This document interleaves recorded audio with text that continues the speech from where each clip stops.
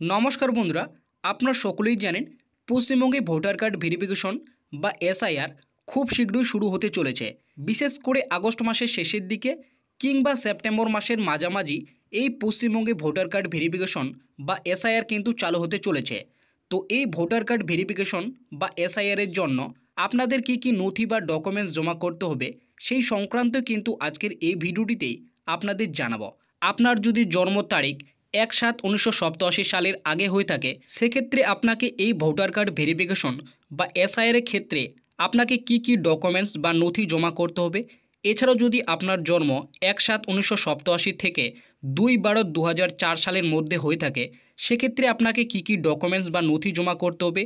এছাড়াও যদি আপনার জন্ম 2/12/2004 সালের পর থেকে হয়ে থাকে সেক্ষেত্রে আপনাকে কি ডকুমেন্টস বা নথি জমা করতে হবে সেই সংক্রান্তই কিন্তু আজকের এই ভিডিওটিতেই আপনাদের বিস্তারিতভাবে জানাবো। এছাড়াও যদি আপনার 2002 সালের ভোটার লিস্টে বা তালিকায় যদি নাম থাকে সেক্ষেত্রে আপনাকে কি ডকুমেন্টস লাগবে সেটাও কিন্তু এই ভিডিওটিতে জানাবো। অর্থাৎ ভোটার কার্ড ভেরিফিকেশন বা এসআইআর এর ক্ষেত্রে আপনাদের যে সমস্ত মনে প্রশ্ন রয়েছে বা ভয় রয়েছে কি ডকুমেন্টস দিতে হবে বা কি নথি আমাদের লাগবে সেই সমস্ত নথির সংক্রান্তই, অর্থাৎ কোন বয়সী ব্যক্তিদের কোন নথিগুলি জমা করতে হবে সেটাই কিন্তু আজকের এই ভিডিওটিতেই আপনাদের বিস্তারিতভাবে জানাবো। তাই আপনারা ভিডিওটিকে একটু স্কিপ না করে প্রথম থেকে শেষ পর্যন্ত দেখবেন এবং এই চ্যানেলটিতে নতুন দর্শক হয়ে থাকলে অবশ্যই চ্যানেলটিকে সাবস্ক্রাইব করে পাশে থাকা বেল নোটিফিকেশনটি অন করে রাখবেন। তো আপনারা সকলেই জানেন ইতিমধ্যেই কিন্তু বিহারে আপনাদের এসআইআর শুরু হয়েছে। সারা ভারতবর্ষ মিলে কিন্তু এই এসআইআর প্রক্রিয়াটি চলবে। আমাদের পশ্চিমবঙ্গে কিন্তু খুব শীঘ্রই বিশেষ করে আগস্ট মাসের শেষে কিংবা সেপ্টেম্বর মাসের মাঝামাঝির মধ্যেই কিন্তু এসআইআর প্রক্রিয়াটি শুরু হতে চলেছে। তো পশ্চিমবঙ্গে এসআইআর প্রক্রিয়াটি চালু করার জন্যই ইতিমধ্যেই কিন্তু পশ্চিমবঙ্গে ইলেকশন কমিশনের তরফ থেকে পশ্চিমবঙ্গের কিন্তু 2002 সালের যে ভোটার লিস্ট সেই ভোটার লিস্ট কিন্তু প্রকাশিত হয়েছে।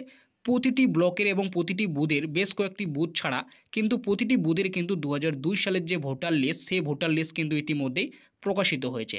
তো এই ভোটার লিস্টটি ডাউনলোড করার জন্য পশ্চিমবঙ্গের যে অফিসিয়ালি ওয়েবসাইট রয়েছে ইলেকশন কমিশনের সেখানে কিন্তু আপনাদের আসতে হবে এবং আসার পরেই আপনারা দেখতে পাবেন লেটেস্ট নিউজ বলে একটি অপশন রয়েছে। তো সেখানে আপনারা দেখতে পাবেন ইলেকট্রন রুল অফ এসআইআর 2002। তো এখান থেকে আপনারা কিন্তু 2002 সালের যে আপনার বুথের যে ভোটার লিস্ট সেই বুথের ভোটার লিস্টটি আপনারা কিন্তু ডাউনলোড করে নিতে পারেন। তো এবার আসি এই ভোটার কার্ড ভেরিফিকেশন বা এসআইআর এর ক্ষেত্রে আপনাদের কি ডকুমেন্টস বা নথি জমা করতে হবে, অর্থাৎ কোন বয়সী ব্যক্তিদের কি নথি বা ডকুমেন্টস জমা করতে হবে। তো এখানে বলা হয়েছে কাদের কোন নথি দিতে হবে। তো এখানে বলেছে যাদের জন্ম 1/7/1987 সালের আগে তাদের কিন্তু শুধুমাত্র নিজের নামে যে কোনো একটি নথি বা ডকুমেন্টস জমা করতে হবে। এছাড়াও যাদের কিন্তু জন্ম 1/7/1987 সাল থেকে 2/12/2004 সালের মধ্যে রয়েছে তাদের কিন্তু নিজের নামে এবং বাবা বা মায়ের যে কোনো নামে কিন্তু একটি নথি বা ডকুমেন্টস জমা করতে হবে। আর যাদের জন্ম 2/12/2004 সালের পর থেকে তাদের কিন্তু নিজের নামে একটি নথি এবং বাবার নামে একটি নথি এবং মায়ের নামে একটি করে নথি কিন্তু তাদের জমা করতে হবে। এবং এখানে কিন্তু আপনাদের আরও একটি কথা বলে রাখি, আপনার যদি জন্ম 1/7/1987 সালের আগে হয়ে থাকে এবং আপনার যদি 2002 সালের ভোটার লিস্টে যদি নাম থাকে সেক্ষেত্রে আপনাকে কিন্তু কোনোরূপ কোনো নথি বা ডকুমেন্টস জমা করতে হবে না। শুধুমাত্র 2002 সালের যে ভোটার লিস্টে আপনার নাম রয়েছে সেই নামের তালিকায় কিন্তু আপনার যে নামটি রয়েছে সেই নামের কিন্তু একটি কপি আপনাকে কিন্তু জমা দিতে হবে। অর্থাৎ আপনার কিন্তু 2002 সালের নামের লিস্টে নাম থাকলেই আপনাকে কিন্তু কোনো প্রকার নথি বা ডকুমেন্টস জমা করতে হবে না। শুধুমাত্র 2002 সালের ভোটার লিস্টে আপনার যে জেরক্স রয়েছে সেই জেরক্সটি আপনার কিন্তু জমা করলেই চলবে। তো ইলেকশন কমিশনের তরফ থেকে যে 12টি ডকুমেন্টসের কথা উল্লেখ করেছে আপনারা দেখতেই পাচ্ছেন। এই 12টি ডকুমেন্টসের মধ্যে যে কোনো একটি আপনাদের কিন্তু ডকুমেন্টস জমা করলেই কিন্তু আপনাদের হয়ে যাবে। তো এবার আসি কোন বয়সী ব্যক্তিদের কি ডকুমেন্টস জমা করতে হবে। দেখতেই পাচ্ছেন এখানে বলেছে যাদের জন্ম 1/7/1987 সালের আগে হয়েছে তাদের কিন্তু শুধুমাত্র নিজের জন্মস্থান বা জন্ম তারিখে প্রমাণস্বরূপ একটি কিন্তু ডকুমেন্টস বা নথি জমা করতে হবে। এই সমস্ত ডকুমেন্টসগুলির মধ্যে যে কোনো একটি আপনাদের কিন্তু ডকুমেন্টস জমা করলেই চলবে শুধুমাত্র নিজের নামের জন্য। তো এখানে দেখতেই পাচ্ছেন 12টি ডকুমেন্টসের কথা কিন্তু এখানে জানিয়েছে। তো এই 11টি ডকুমেন্টসের মধ্যে যদি কোনো একটি ডকুমেন্টস না থাকে সেক্ষেত্রে আপনাদের কিন্তু 2002 সালের যে ভোটার তালিকায় যদি আপনার নাম থাকে সেই তালিকার কিন্তু আপনার যে পেজের নামটি রয়েছে সেই পেজের এক কপি জেরক্স দিলে কিন্তু চলবে।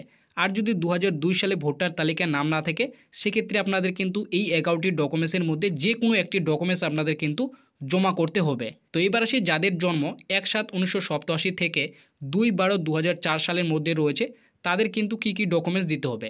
নিজের জন্মস্থান বা জন্ম তারিখ প্রমাণস্বরূপ একটি নথি বা ডকুমেন্টস, এবং দ্বিতীয়ত রয়েছে পিতা বা মায়ের পক্ষ থেকে যে কোনো একটি নথি বা ডকুমেন্টস। তো এখানে দেখতেই পাচ্ছেন এই যে 12টি ডকুমেন্টস রয়েছে, যে কোনো 12টি ডকুমেন্টসের জন্য যে কোনো একটি করে ডকুমেন্টস আপনাদের কিন্তু দিতে হবে। তো এখানে বলেছে আবেদনকারীর পিতা বা মাতার জন্য আলাদাই কিন্তু প্রমাণস্বরূপ আপনাদের কিন্তু 1 কপি দিতে হবে। এই 12টি ডকুমেন্টসের মধ্যে আপনার জন্ম তারিখ বা জন্মস্থান প্রমাণ করার জন্য যে কোনো একটি আপনাদের কিন্তু ডকুমেন্টস দিতে হবে।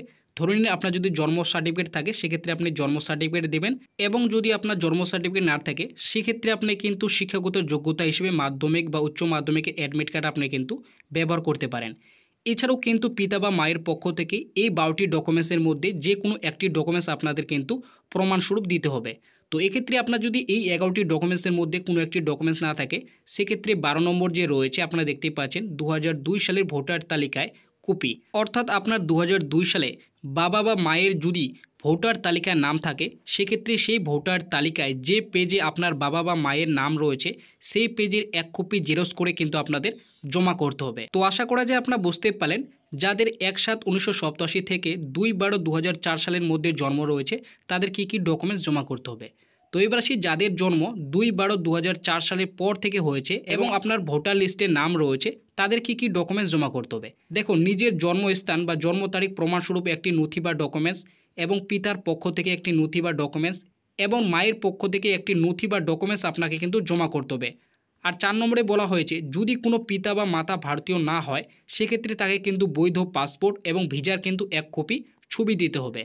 তো এখানে দেখতেই পাচ্ছেন এই 12টি ডকুমেন্টস রয়েছে, নিজের নামে যে কোনো একটি ডকুমেন্টস দিবেন, এবং পিতা এবং মাতার পক্ষ থেকে এই 12টি ডকুমেন্টসের মধ্যে যে কোনো একটি করে ডকুমেন্টস আপনারা কিন্তু প্রমাণস্বরূপ দিবেন। এছাড়াও যদি কারো বাবা বা মা ভারতীয় না হয়ে থাকে সেক্ষেত্রে কিন্তু বৈধ পাসপোর্ট এবং ভিসার কিন্তু 1 কপি আপনাদের জেরক্স দিতে হবে।